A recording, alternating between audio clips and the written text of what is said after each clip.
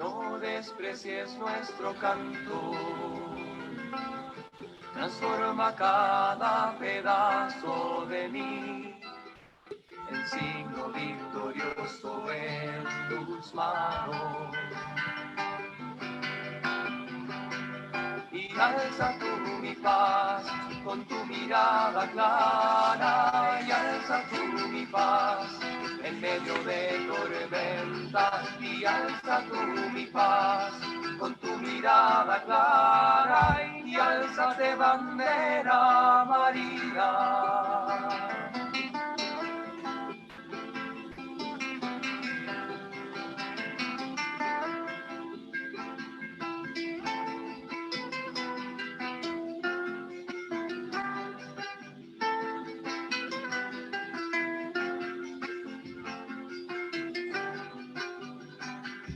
Y alza tu mirada con tu mirada clara, y alza tu mirada en medio de tormentas, y alza tu mirada con tu mirada clara, y alza tu mirada en medio de tormentas, y alza tu mirada con tu mirada clara, y alza de bandera María.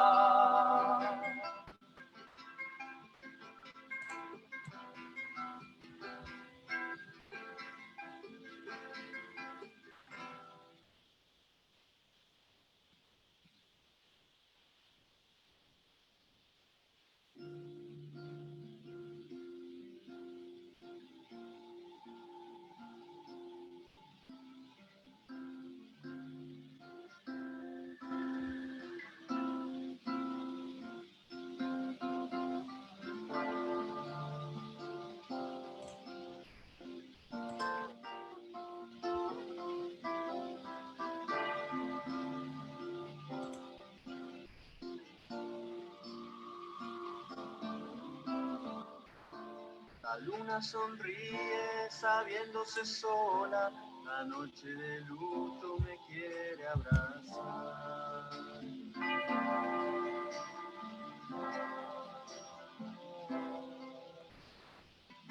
Solo mi caballo, mi escudo y mi espada, las únicas armas para este guardián.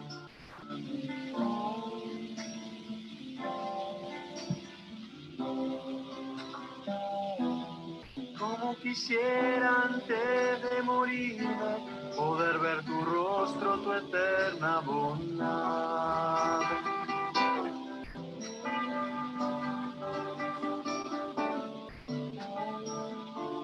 Pero caigo al suelo y el frío me estaca, no me quedan fuerzas ya para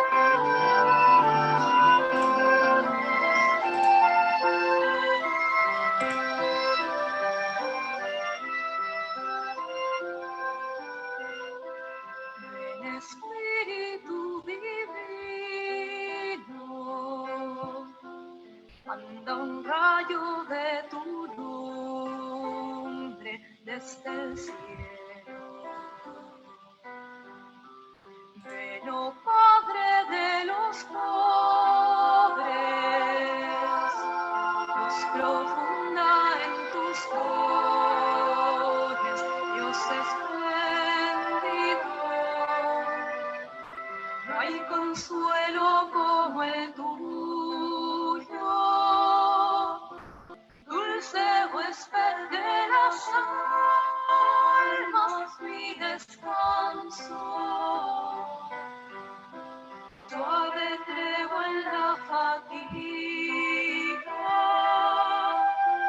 fresco en horas de bochorno, paz del llanto. Luz santísima penetra por las almas de tus fieles hasta el fondo. Qué vacío hay en el hombre, qué dominio de la culpa sin tu soplo. rastro de lo inmundo.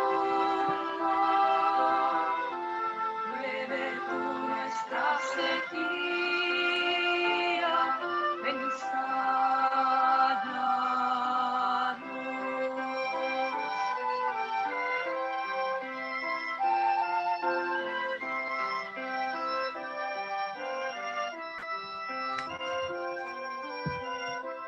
Llena todo lo que es rígido, donde el témpano encamina lo extraviado. Da los fieles que en ti esperan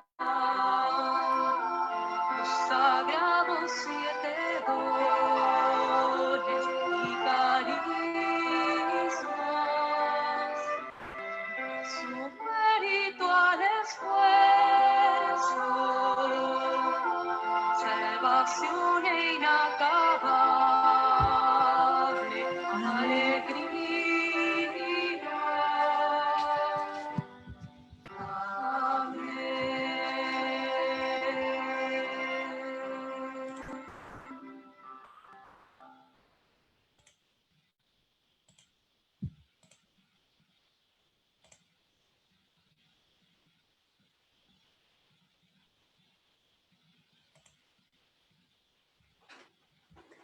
Buenas noches a todos, mi nombre es Silvia Fretes Carmañola y en representación de Magnificat y la Casa del Padre les doy la más cordial bienvenida. Gracias a todos por acompañarnos desde diferentes países. Hoy, un día tan especial donde conmemoramos un aniversario más de la primera misa de nuestro Padre Fundador, 2 días después de ser ordenado sacerdote en 1910. Después de los sucesos que vivimos como el movimiento de Schoenstatt en estos días, creímos conveniente reunirnos como familia y pasar un rato juntos con una persona fantástica, la hermana María Elizabeth Parodi. En esta charla, llamada El sentido del vínculo al fundador, quisiéramos conocer un poco más, pero antes quisiera cederle la palabra a la hermana María Julia para saber un poquito la historia de la hermana Elizabeth. Hermana María Julia, estamos contigo. Muchas gracias. Bienvenidos a la Casa Padre, a la Casa del Padre. Buenas noches. La hermana Elizabeth nace en Villa Ballester, Buenos Aires, en el año 1960. En 1978 ingresa al Instituto Secular de Schoenstatt, Hermanas de María. Posee estudio de grado y doctorado en teología. Su tesis doctoral en el área de historia de la Iglesia analiza el vínculo de diversas familias espirituales con sus fundadores. En Argentina trabaja como asesora de la juventud femenina de Schoenstatt entre los años 1980 y 1992. Y en Paraguay como asesora de matrimonios de la obra familiar de Schoenstatt entre 2007 y 2009. En 2008 se desempeña como docente de la Universidad Católica Nuestra Señora de la Asunción, Paraguay. En 2010 realiza tareas pastorales al servicio de la espiritualidad de Schoenstatt. A partir de 2011 trabaja al servicio del movimiento internacional de Schoenstatt en Alemania. Fue 5 años miembro de la Congregación para la causa de los santos en el Vaticano. Es autora de diversas publicaciones pastorales. Muchas gracias, hermana, por estar con nosotros.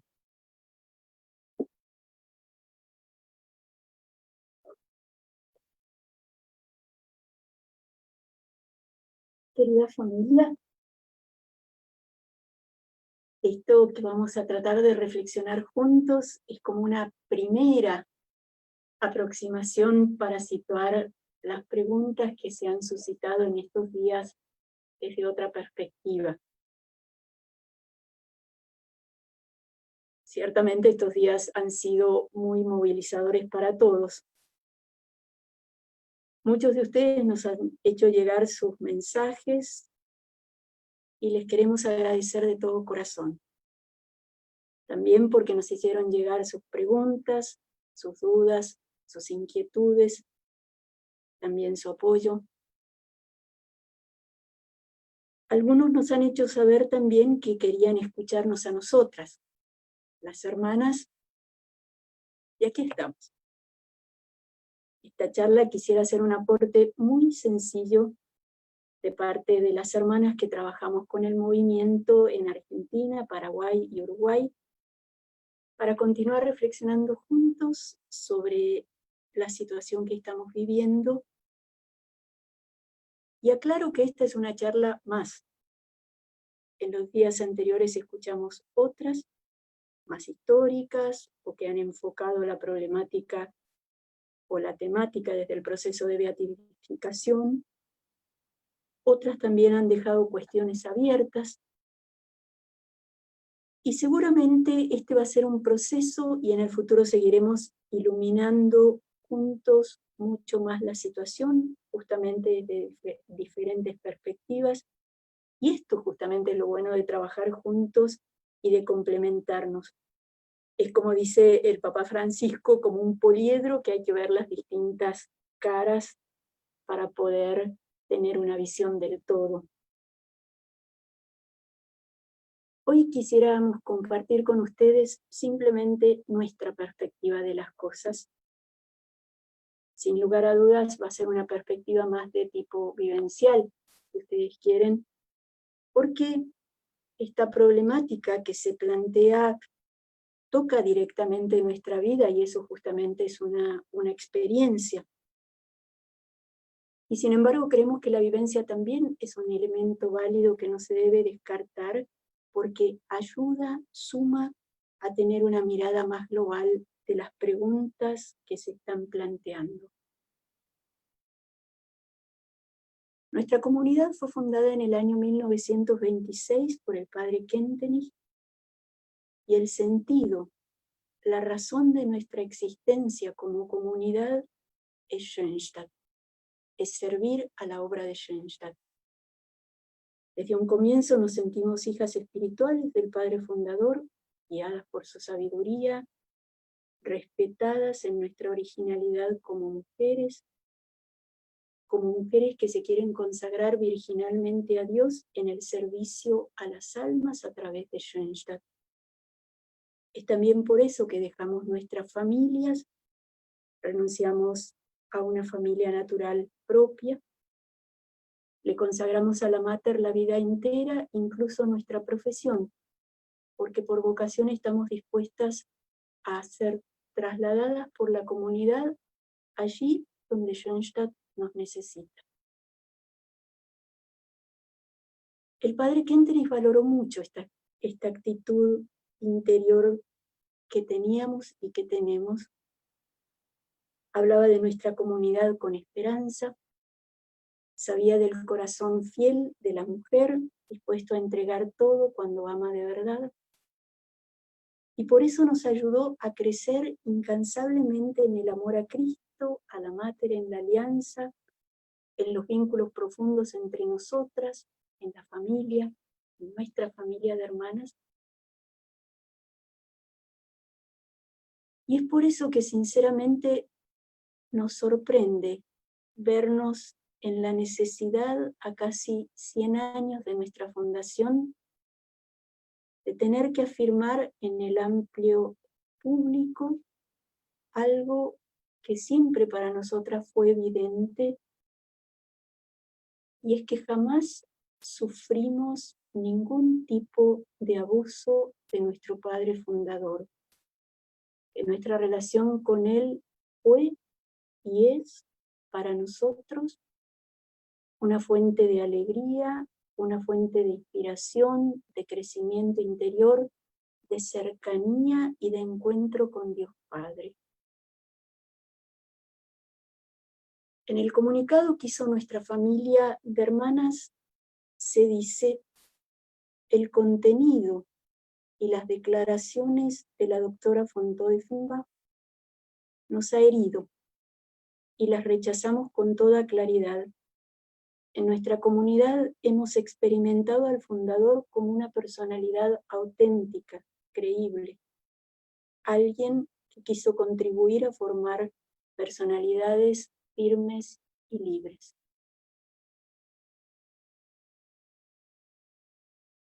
Pero por si fuera necesario decirlo con mayor claridad aún, aunque ya se ha dicho categóricamente en estos días, lo repito, no solo que el padre Kentenich jamás abusó ni de nosotras ni de nadie, sino que tampoco experimentamos de parte de él algo de lo que se podría llamar acoso verbal o algo similar. Es cierto que tuvimos en nuestra historia de comunidad un periodo signado por el dolor, provocado por varios motivos: intriga, ambición de poder, ambición de reconocimiento, heridas por correcciones que el fundador hizo por serias faltas que se habían cometido. Y todo esto llevó en los años que se sitúan alrededor del 48-50 a que un grupo de nuestras hermanas hicieran acusaciones sobre el padre Kentenich, acusaciones que rozaron su integridad moral, que fueron entregadas a la Iglesia, pero que no respondían a la verdad. Aunque nosotras las hermanas conocíamos y conocemos este tramo doloroso de la historia de nuestra familia, también nosotras nos sorprendimos, igual que ustedes, cuando salieron estas cosas, estas noticias a la publicidad. Y nos sorprendimos por el desvirtuamiento público tan grande de la verdad y de la relación que tenemos con nuestro fundador. No nos sorprendieron las acusaciones que conocíamos, nos sorprendió el contexto en el cual fueron puestas. Se utilizaron esas acusaciones que se le hicieron a nuestro padre y que están en un marco, en un contexto histórico determinados, doloroso, pero concreto y determinado, para hacer de ellas una denuncia pública de un presunto abuso sexual y de abusos de poder sucedidos al interior de nuestra comunidad. La forma tan desvirtuada y descontextualizada de hacer esas afirmaciones presentan a nuestro padre en un escenario muy distinto de lo que fue la verdad, y por eso también nosotras nos quedamos perplejas, y les soy sincera, en un momento nos costó entender de qué se estaba hablando. Por eso es sumamente comprensible que ustedes hayan sentido que había una parte de la historia que no conocían. Comprendemos ese sentimiento, pero debemos decirles que si no les contamos lo que se da a entender en los medios, es porque no sucedió nunca. Como dice el comunicado que publicamos como comunidad de hermanas, un desvirtuamiento de este tipo se da al sacar las cosas de su contexto histórico y del contexto pastoral, porque toda historia solo se puede comprender plenamente en su contexto. En nuestro comunicado nosotras decimos: tal comprensión de la historia incluye considerar también la intención espiritual y pastoral completa de José Kentenich. Ahora quisiera referirme entonces un poquito más a este contexto. como toda historia, más allá de los datos duros de acusaciones y cartas enviadas en contra de la conducción del padre Kentenich, hay personas concretas. La historia siempre tiene rostros. Hay personas concretas con sus intenciones, con sus grandezas, con sus debilidades. Y en esta oportunidad voy a referirme a una de ellas. Este tema da para más. Esto, como dije al comienzo, es solo un atisbo, pero para ubicar brevemente, esta hermana no es la autora de la carta a la cual se refiere o cita la doctora Teufenbach en sus publicaciones, pero para nosotras está en el centro de este grupo de hermanas reaccionario, y esta persona fue la superiora general de nuestra comunidad durante los primeros 24 años de historia. Para ubicar, cuando hablo de este grupo reaccionario, les diría que les diría con certeza, que el 99% de la comunidad no estaba en este grupo. Es más, nosotras mismas a veces fluctuamos en el número de las hermanas porque realmente fue una cosa pequeña, que no influyó directa, sí es un dolor grande, pero que no influyó directamente en la vida de la comunidad en ese momento, sí en las consecuencias que trajo, pero no hacia el interior de la comunidad. La superiora general de aquel entonces se llamaba Ana Pris. Ella, junto con algunos padres palotinos que veían en el padre Kentenich y en la identidad creciente de Schoenstatt, que se iba perfilando justamente como otro polo diferente a los padres palotinos, si bien profundamente unidos. La hermana Ana, junto con este grupo de palotinos que tenían una separación más grande de Schoenstatt, constituyó para nosotras un elemento de división y de discordia dentro de la propia comunidad. Esto se dio además en un marco hostil de parte del episcopado alemán hacia Schoenstatt por diversos motivos que también valdría la pena ver y estudiar, pero que no vienen al caso en este contexto.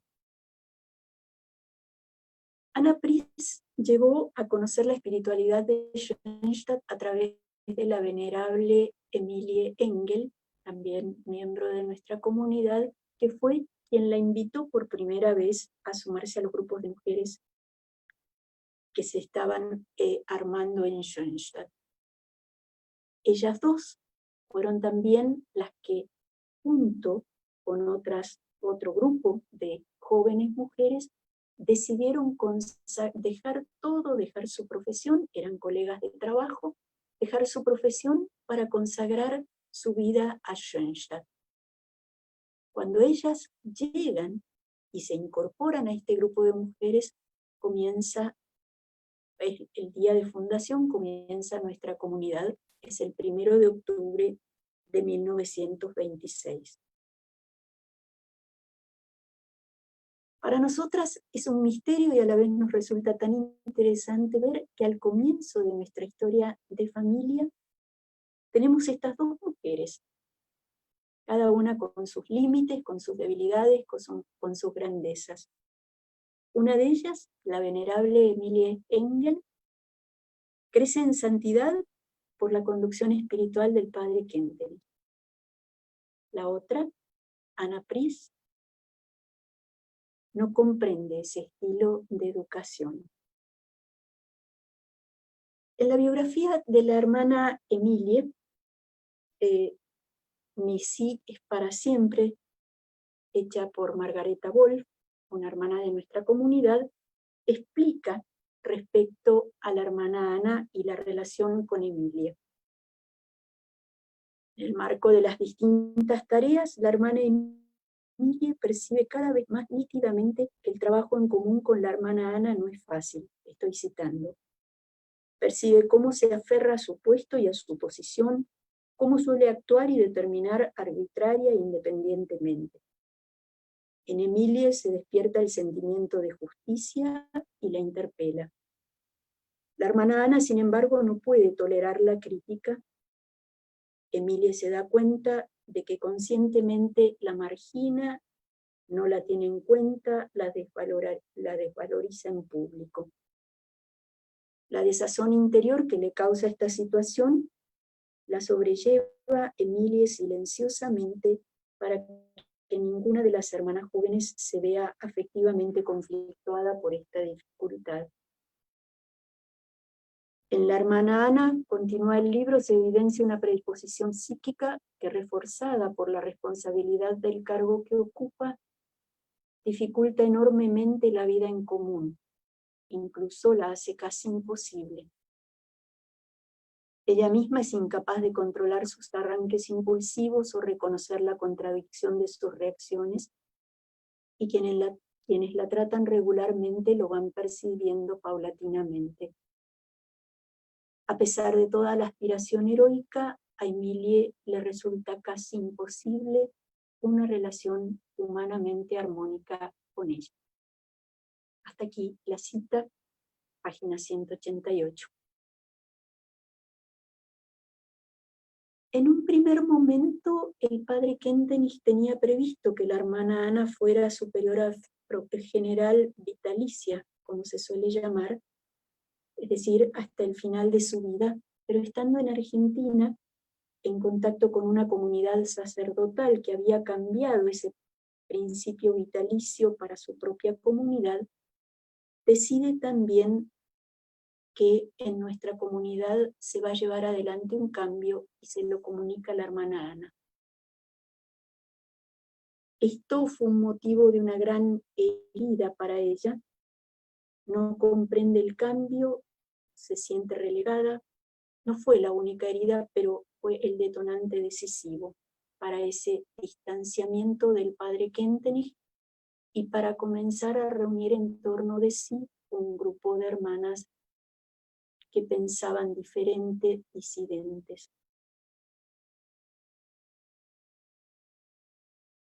En estos días se ha hablado mucho de la epístola Perlonga, una carta que el padre Kentenich escribe en respuesta al obispo de Treveris cuando hace una visitación a nuestra comunidad.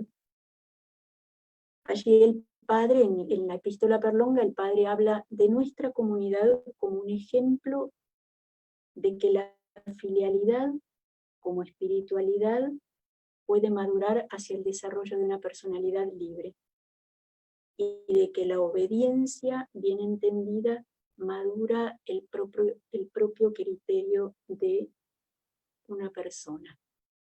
Estos son los dos puntos de acusación que se fueron manifestando en esos años y que toma la autora, la señora von Teufenbach. El sistema de educación de Schoenstatt está basado y orientado a la pedagogía de vínculos. Y por eso cita el padre en la epístola Perlonga, toma una frase de ahí. Desde el comienzo vislumbramos en Schoenstatt que nuestra tarea estaba precisamente en esto, en los vínculos, y hacia ella orientamos todo nuestro sistema educativo. Por eso no solo hablamos de una pedagogía de alianza, de una pedagogía del ideal, sino también de una pedagogía de vinculaciones. Continúa el padre. Su aplicación práctica se adecua a la receptividad y estructura de cada individuo, de su tipología y de su sexo. Dada la naturaleza de las hermanas de María, es evidente que es en ella donde esta pedagogía se perfiló del modo más sobresaliente. Hasta ahí la cita, epístola Perlonga 62. En el marco de esa pedagogía se contextúa la acusación concreta que se publicó en este diario alemán Tagespost. Es comprensible que esa acusación, leída sin contexto, despierte dolor, y más lacerante todavía, despierte dudas. La falta de contexto no está solo en el hecho de que la autora publica esto sin un contexto histórico, sin la historia de la cual nacen esas acusaciones. La descontextualización está también en el hecho de que la misma hermana que escribe la acusación y que cita un diálogo de nuestro padre y fundador lo hace sin contexto. En esto me quisiera detener un poquito más. Porque probablemente la situación planteada en esa carta que salió publicada no haya sido la única en la cual el padre Kentenich, un confesor y director espiritual muy buscado en sus 58 años de vida sacerdotal, no habrá sido la única vez en la cual él se haya referido a cuestiones íntimas de las personas, pero siempre lo hacía en referencia a alguna dificultad o pregunta que la persona misma le había planteado. ¿Cuántas personas habrán compartido con el Padre serias dificultades de su vida interior? ¿Y a cuántas personas él, que era tan concreto y tan iluminado, tan sabio en sus respuestas, le habrá contestado? Siempre se da un paso previo de consulta por el interesado y una respuesta a ese punto de parte del sacerdote. En este marco me puedo imaginar que el padre, frente a alguna inquietud manifestada por la hermana que hace ese comentario, por ejemplo, un complejo frente a su cuerpo o una vivencia negativa que haya podido tener en ese sentido, el padre Kentenich le haya dicho algo a la hermana respondiendo a esa inquietud, algo sobre su cuerpo. Pero esto se da en el marco de una conversación espiritual. Es inadmisible que esto sea visto como un acoso, aunque más no fuera un acoso verbal. La autora de la carta que se publica en los diarios no menciona esa parte de la historia. No explica la situación, no dice por qué la susodicha hermana le dijo, qué fue lo que la susodicha hermana le dijo al padre Kentenich para que él utilizara esa expresión. Y esto es lo que confunde. Como comunidad de hermanas tenemos la gracia de tener muchos testimonios de la fecundidad sacerdotal de nuestro fundador, y todos ellos nos llevan a afirmar resueltamente que el padre Kentenich no hacía comentarios inadecuados, mucho menos decía cosas que pudieran hacer sentir molesta a una mujer, a cualquier mujer. Al contrario, el padre Kentenich nos valoró en nuestra originalidad femenina, nos fortaleció en nuestra dignidad, nos capacitó para ser libres, para estar seguras en nuestro trato con los varones, sean colegas de trabajos, sean sacerdotes, sea quien fuera.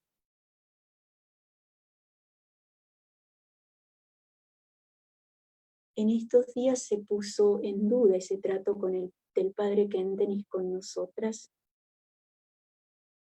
y eso nos lleva a pensar que es una oportunidad para clarificar algunos elementos del vínculo que nosotras tenemos con el fundador. Es una oportunidad que nos brinda la providencia de Dios para mostrar la grandeza carismática del Padre Fundador. en medio del dolor nos sentimos orgullosas de poder hacer un aporte como lo están haciendo muchos otros a la clarificación del carisma, y especialmente nos alegra que Dios nos haya elegido para soportar la cruz y los golpes que conlleva nuestra misión de ser testigos de María en el mundo, de la mujer nueva, libre, dignificada por el amor de Dios.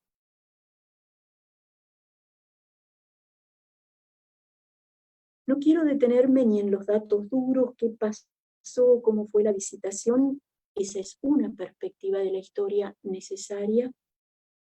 Tampoco en esta primera aproximación quiero quedarme solo en la teoría, o en primer lugar en la teoría del organismo de vinculaciones desencarnada de la vida, porque entre ambos polos, la historia con datos y nuestro carisma como familia, justamente hay una visión del Padre y una larga, probada y fecunda experiencia de su parte sobre el mundo del amor puro.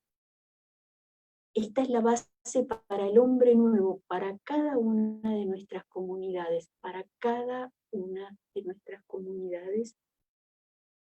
Y esto es necesario ahondar en esta realidad para poder comprender el carisma en profundidad y también para poder comprender la historia.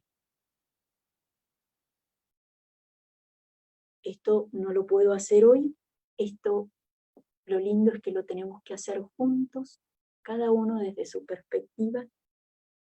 Yo solo voy a hacer una primera aproximación y desde una perspectiva muy concreta, que es el vínculo con el fundador de Schoenstatt. Quedan muchas otras que hacen a lo central del carisma.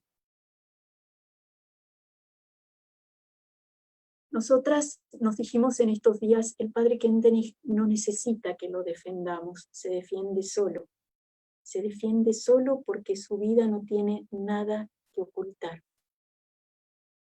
Su vida misma es el carisma de Schoenstatt concretizado en una persona y cercano a nosotros.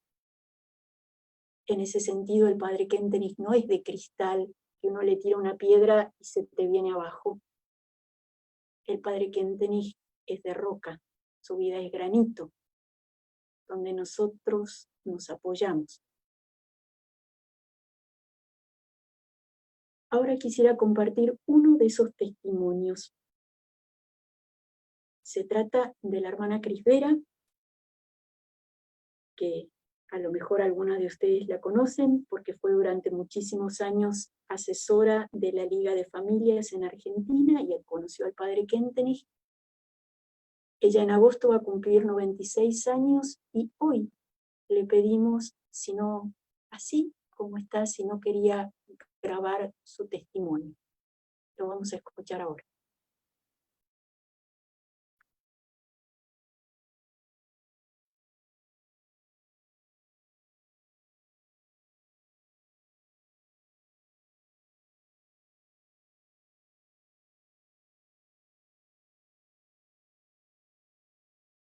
Me pidieron una vez más dar un testimonio de mis vivencias con nuestro padre fundador, porque por mi avanzada edad soy una de las pocas hermanas acá en la Argentina que han conocido al padre y tratado con él. Hoy, 10 de julio, aniversario de la primera misa de nuestro padre, entonces trataré expresar lo que aún puedo recordar bien. Yo entré en el instituto y el padre fundador nos predicó los ejercicios para recibir el vestido de hermana. Y con estos ejercicios todas nos quedamos fascinados del Padre. Si me preguntan por qué, no voy a poder explicarlo muy claramente, pero simplemente porque el Padre irradiaba una atmósfera hogareña y al mismo tiempo sobrenatural. Como yo fui muy joven, novicia, yo diría, nosotras en esta época de la vida de hermana no pensábamos tanto en la filosófica o teológica imagen de la mujer, sino nosotros gozamos, en comillas, del cobijamiento que irradiaba el Padre cada vez cuando teníamos ocasión de encontrarnos o de hablar algunas palabras con él. Puedo interponer es que en aquella visita en Ballester las hermanas también nos confesamos con el Padre, pero no, como dice aquel famoso artículo, porque hemos sido obligados, sino al contrario, porque hemos rezado ya días anteriores a ver que se encontrará un momentito para que nos podamos confesar con él. Y ahí voy a agregar enseguida que las confesiones con el Padre fueron muy sobrenaturales. Al mismo tiempo el Padre fue muy acogedor, pero siempre de una transparencia de Dios, quiere decir, de una absoluta, podríamos decir, atmósfera de inmaculado. Tenía la suerte en 1967 poder ir a Alemania. Estaba el Padre después de 14 años otra vez en Alemania, en Fürstadt. Ahí me fui cada mañana a la misa y 2 veces también pude conversar con él. Pero justamente cuando hablo de conversar con él, se me sube la extrañeza, casi diría a veces la ira. ¿Cómo es posible acusar el Padre y las hermanas de aquel entonces del modo como actualmente están acusados?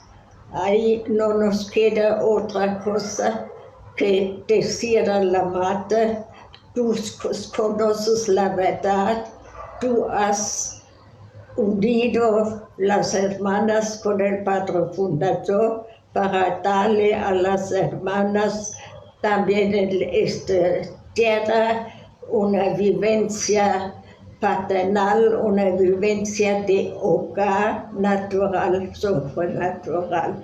Y de esto yo puedo dar testimonio que realmente la madre este fin lo ha alcanzado con la colaboración del Padre Fundador, que todas las que podíamos conectarnos, conversar con él, no podíamos decir otra cosa que la con la cual comencé. El Padre fue para nosotros, y yo sé también para muchos laicos de aquel entonces, una viva transparencia del Padre, de Jesús y del Espíritu Santo, porque Él irradiaba amor, irradiaba verdad, irradiaba bondad, como lo sabemos del Espíritu Santo. Amén.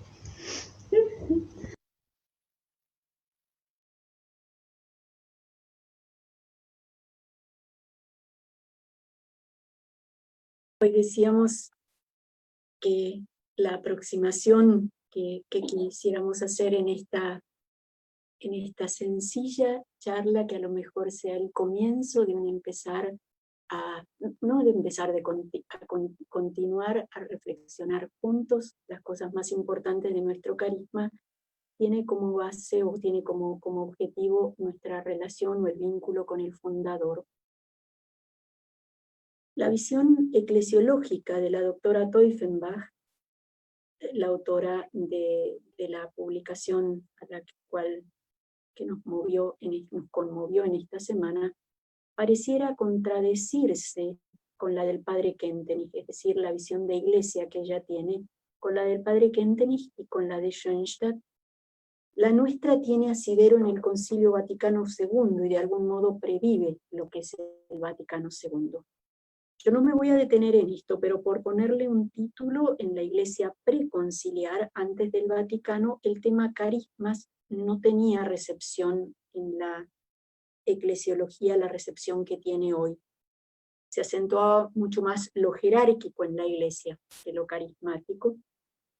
Y a la luz de esto podemos comprender que la pasión del padre por la misión de Schoenstatt, por llevar esa misión a la iglesia y al mundo, una tarea que hoy tenemos nosotros por delante, y la correlativa fidelidad con la cual respondieron sus seguidores, fuera como sospechosa para la iglesia preconciliar y despertara más dudas que esperanzas, sí que fuera incluso una provocación para una iglesia de la que Kentenich afirma que estaba influenciada por un pensar mecanicista que separaba las cosas en vez de verlas orgánicamente. Por ejemplo, en la relación Cristo-María.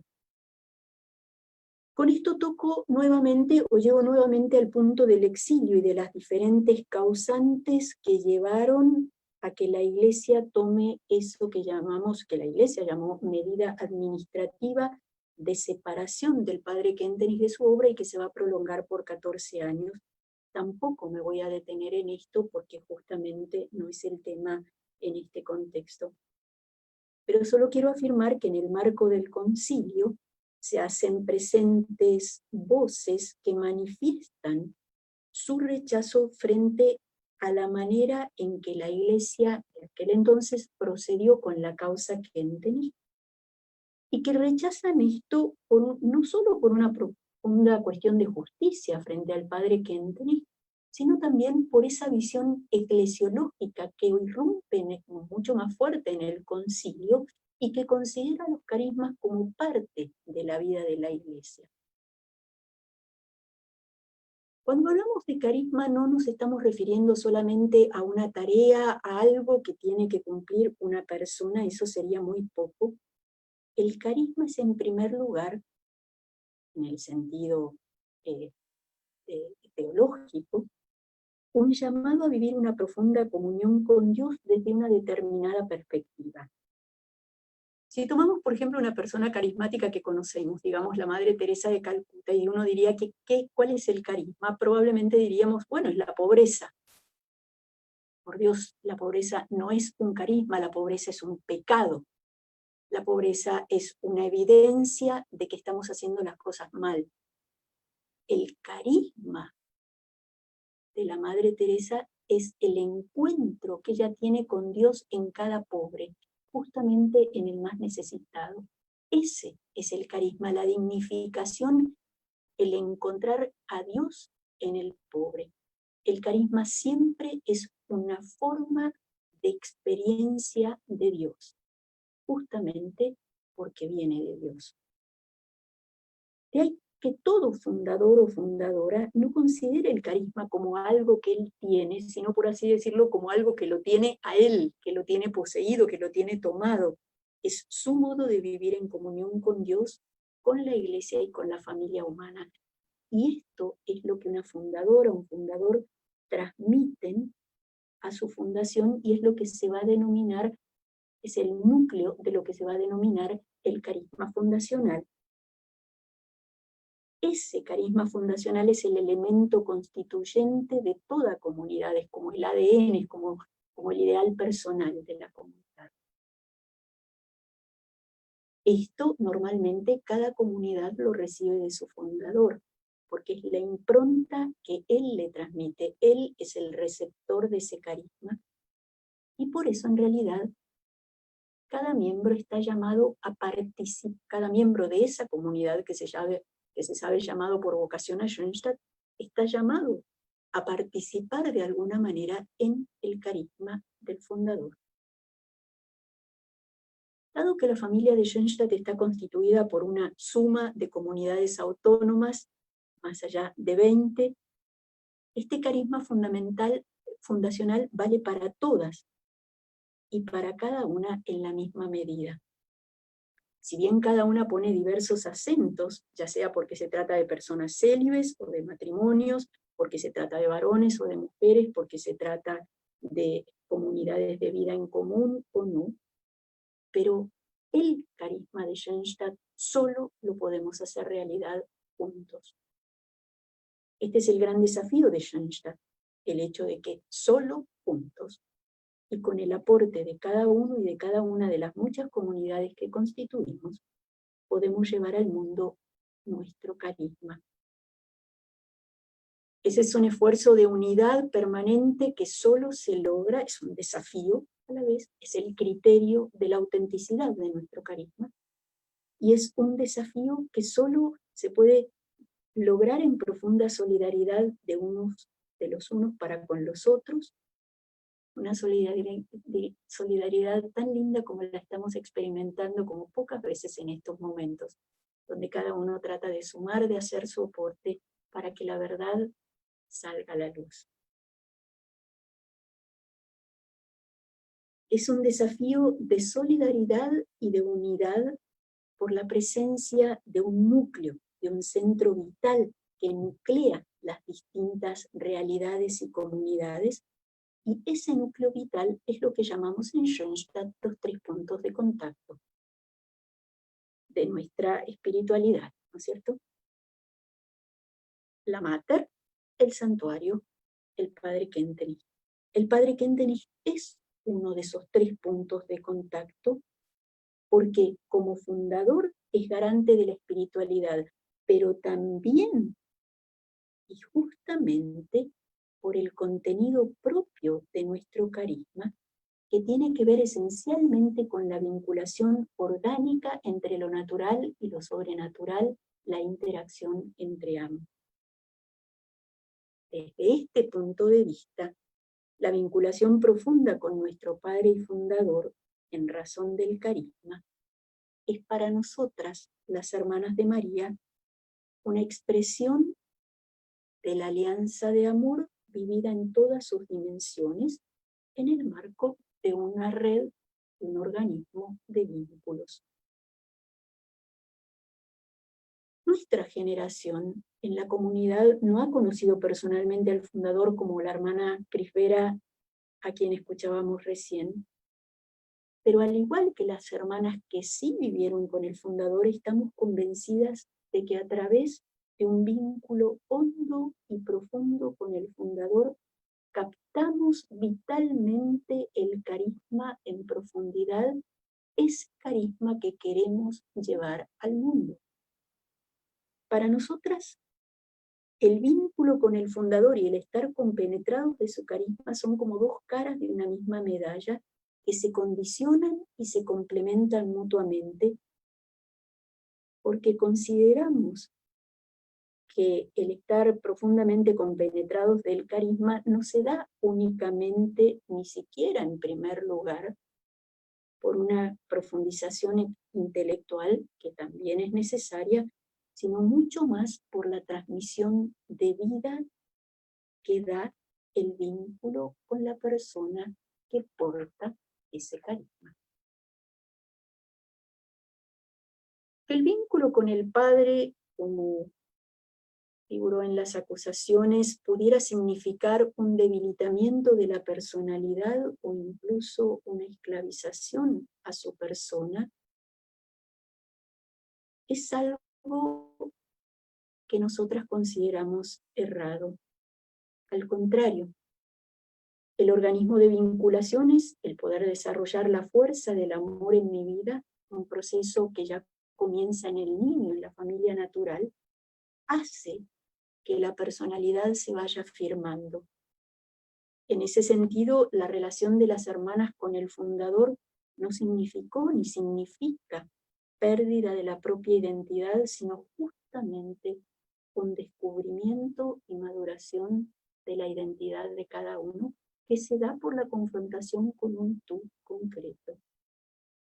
Lógicamente se nos puede hacer el reproche de que esta relación implica peligro, pero ¿qué hay humano que no implique riesgo? Para personas con una autoestima insuficiente, ciertamente el vínculo estrecho con una persona más fuerte suele ser una evasión para equiparar la propia inseguridad. Quien no puede sostener su propia opinión con convicción tiende a extenderse en lo que dijo el otro como una justificación. Incluso esto nos puede pasar dentro de la familia de Schoenstatt, que Kentenich dijo. Y con ello sacamos de contexto justamente el sentido de un vínculo con el fundador. Las sectas y otras agrupaciones similares abusan de las personas con una personalidad débil para conducirlas hacia donde ellos quieren.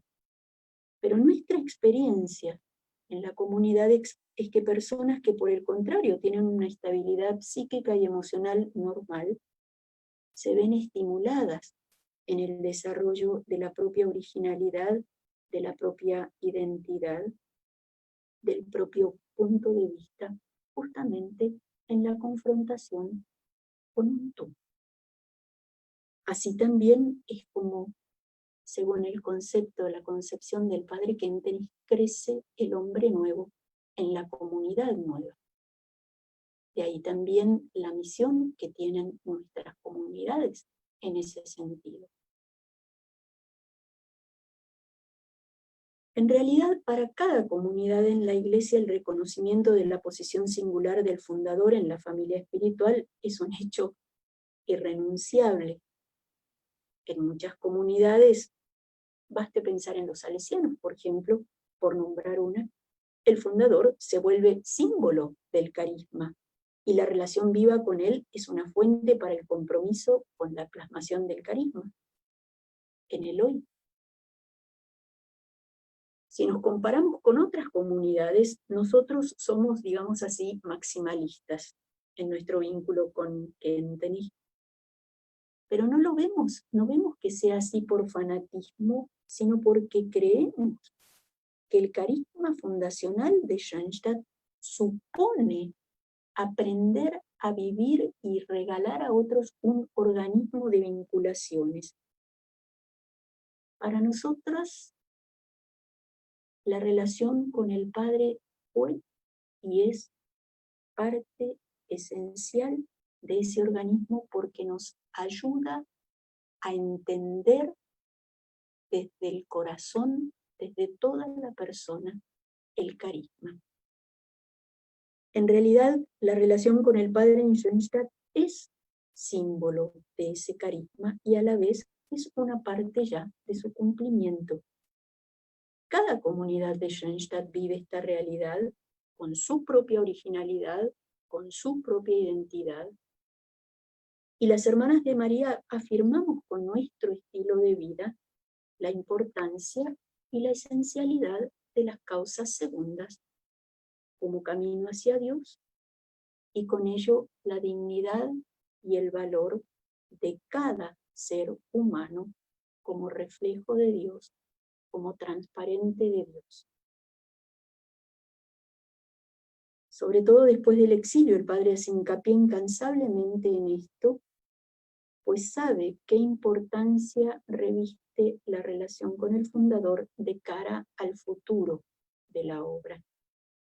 Él comenta, esto está en las conferencias de Roma del año 65, cito: si me permiten resumir brevemente lo dicho hasta ahora, tengo que afirmar que la alianza, así como surgió históricamente y como se fue desarrollando, sobre todo en los últimos años, supone para nosotros, dice el padre, una unión de corazones en el grado más pleno posible, una comunidad de vida y una comunidad de tareas entre cabeza y miembros, entre él y nosotros, como expresión de la misma comunidad de corazones, de amor, de vida y de tareas con Dios Padre, el Dios del amor, infinitamente misericordioso. Un signo luminoso del carisma y de esta realidad en nuestra familia de hermanas y en la familia de Schoenstatt, y de cómo el vínculo con el fundador puede generar santos en la vida diaria, es Emilia Engel, la hermana Emilia. Ella descubrió en el fundador una imagen de Dios Padre misericordioso que fue cambiando su vida. A ese Padre Dios, ella, en un proceso lento y difícil, se va entregando hasta confiarle plenamente toda su persona, con cada una de sus facultades que Dios le va tomando hasta el último día de su vida. En diálogo interior con el fundador madura esa actitud filial de hija ante Dios y llega a ser una mujer íntegra que la hace creíble a nuestros ojos, que irradia el resplandor de la verdad. Después de su muerte, el fundador dice de ella, tomo una cita del padre Kentenich, el misterio de su vida, de la vida de Emilia Engel, un misterio de padre e hija que se fue haciendo realidad en el espíritu de Schoenstatt a través de un diálogo permanente entre un sí, hija, paternal y solícito, y sí, padre, heroico, filial, dispuesto. Un diálogo profundo, vital y alegre. Dicho más brevemente, ella fue una verdadera hija del Padre en el espíritu de Schoenstatt. Brevísimamente, una auténtica hija de Schoenstatt. José Kentenich. Voy terminando. El título de esta sencilla charla es el vínculo, el sentido del vínculo con el fundador. Ese sentido es generar una fuerza que nos proyecta como familia al futuro y que es capaz de darle forma al futuro. El sentido último del vínculo con el padre Kentenich es no somos nosotros, es la urgencia de llevar el carisma al mundo de hoy. Ese carisma tiene en el centro una red, un organismo de vinculaciones que para nosotros es todavía un débito con Kentenich. Tenemos mucho para ahondar y para profundizar, para captar no solo con lo intelectual, sino con toda nuestra persona, cuál es el centro de nuestro carisma, que implica también en nuestra propia vida, que implica el mundo del amor puro en nuestra propia vida, que implica, todos tenemos la experiencia de haber sido sanados, de haber crecido en esta red de vínculos, de nuestra alianza de amor con María, de nuestro espíritu de familia en Schoenstatt. El vínculo con el fundador, o todo esto que se nos plantea, es un desafío de ver cómo traducimos esto para el mundo de hoy. Y aquí nos queda una ventana, o muchas ventanas abiertas, o utilizando el ejemplo del cual me valía al principio, lo del poliedro, muchas caras que tenemos que ver desde distintas perspectivas. Ojalá todo esto nos sirva para profundizar en nuestro carisma. Ojalá nos sirva para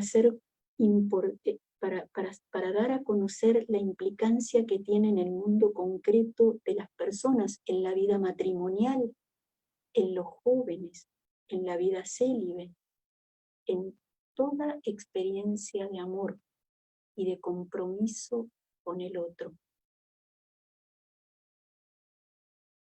Repito, el padre Kentenich no es de cristal. una piedra no le hace absolutamente nada. El padre Kentenich, su vida es una roca. Le podemos golpear, lo pueden golpear, le podemos golpear todo lo que necesitemos. Golpeemos en la vida de Kentenich. Golpeemos hasta entender un poco más el carisma. Si la doctora Teufenbach en su última audiencia, en su última entrevista, nos decía que el sentido de lo que ella quería con esto era que bajemos del pedestal a la persona equivocada. No tengamos miedo de acercarnos a la persona del padre Kentenich, de preguntarle, de golpearle, vamos a salir beneficiados. Vamos a entender un poco más lo que es el carisma. Lo deseo para cada uno de nosotros, para cada una de nuestras comunidades, para la mía en primer lugar, para todos. Bueno, muchas gracias. Muchísimas gracias, hermana Elizabeth.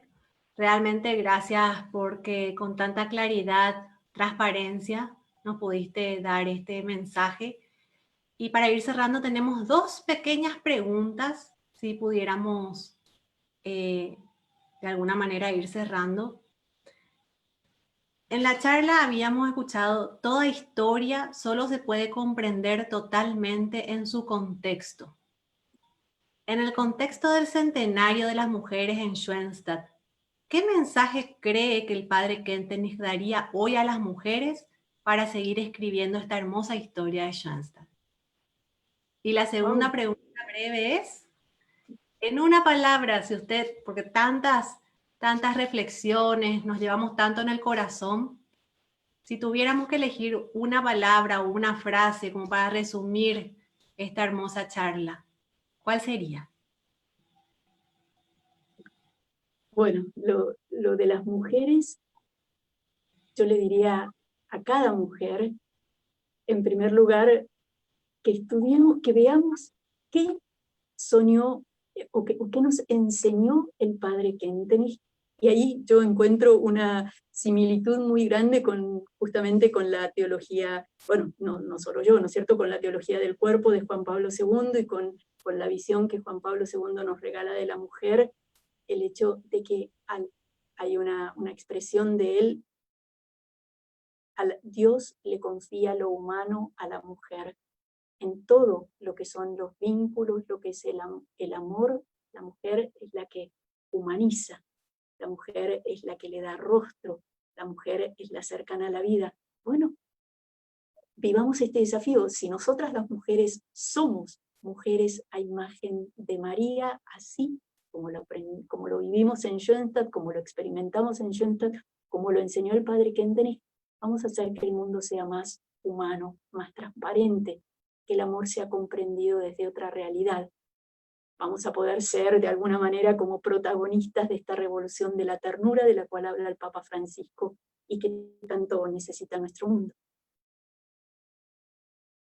Y la otra pregunta, no sé, a mí justamente lo digo por tercera vez, hay una frase, esta imagen me acompaña mucho: no le tengamos miedo a golpear en la persona del padre Kentenich. No es de cristal, no se va a caer tan fácil, es de roca, es el granito, la roca en la cual nos apoyamos. Diría eso. Muchísimas gracias, hermana Elizabeth. Realmente hermosa esta charla. Nos sentimos realmente como familia, en representación de todos los participantes, que fuimos más de 800 personas. Queremos agradecer nuevamente a las hermanas de María, al Instituto, por toda su entrega, por su misión. Y así como hablamos de construir juntos este carisma y este mundo que queremos, nos comprometemos también a dar nuestras mejores oraciones y capital de gracias para que su misión siga siendo fecunda. Muchísimas gracias a todos por estar y vamos a seguir seguramente en otras actividades encontrándonos como familia. Muchísimas gracias. Buenas noches.